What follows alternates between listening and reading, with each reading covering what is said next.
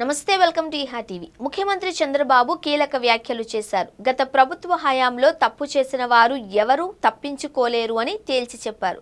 వైఎస్ఆర్సీపీ ప్రభుత్వంలో మనల్ని అన్యాయంగా వేధించారు అని, మనము వేధించడం సరికాదు అని వ్యాఖ్యానించారు. ఏడాది పాలన పైన మంత్రులతో చంద్రబాబు తన అభిప్రాయాలను పంచుకున్నారు.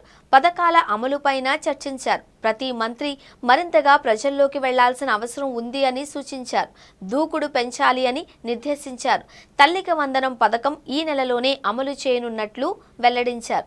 ఏపీ మంత్రివర్గ సమావేశం అధికారిక అజెండా తరువాత ముఖ్యమంత్రి చంద్రబాబు మంత్రులతో కలిసి భోజనం చేశారు. మంత్రులతో పలు అంశాలపైన చర్చించారు. రాష్ట్రంలో ప్రమాదకర రాజకీయాలు నడుస్తున్నాయని మంత్రులతో ముఖ్యమంత్రి చంద్రబాబు అన్నారు. ఒకప్పుడు నేరస్తులను రాజకీయ నాయకులు కలవాలంటేనే భయపడేవారు అన్న చంద్రబాబు ఇప్పుడు నేరస్తులను అడ్డం పెట్టుకునే రాజకీయాలు చేస్తున్నారు అని మండిపడ్డారు.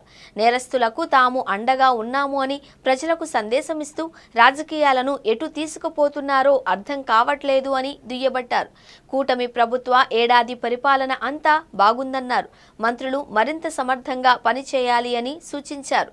ప్రజా సమస్యల పరిష్కారమే మన అజెండా కావాలి అని పిలుపునిచ్చారు. అదే సమయంలో గత వైఎస్ఆర్సీపీ ప్రభుత్వంలో తప్పులు చేసిన పెద్దలు ఇంకా బయటే తిరగడం సబబు కాదు అని పలువురు మంత్రులు అభిప్రాయపడ్డారు. ఏ తప్పు చేయకుండానే తెలుగుదేశం నాయకులను జైలుకు పంపారు అని మంత్రి సంధ్యారాణి అన్నారు. తప్పు చేసిన వారు శిక్ష నుంచి తప్పించుకోలేరు అన్న చంద్రబాబు వైఎస్ఆర్సీపీ ప్రభుత్వంలో మనల్ని అన్యాయంగా వేధించారు అని, మనము వేధించడం సరికాదు అన్నారు.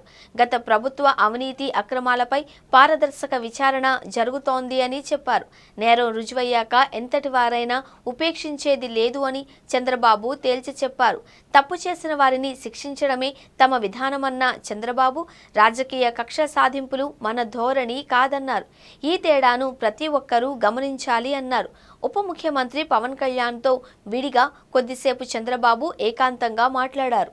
గతంలో మహానాడు నిర్వహణ అంటే ఎండవేడికి స్టేజీ ఎక్కేసరికి చొక్కాలు తడిచిపోయాయని చంద్రబాబు వ్యాఖ్యానించారు.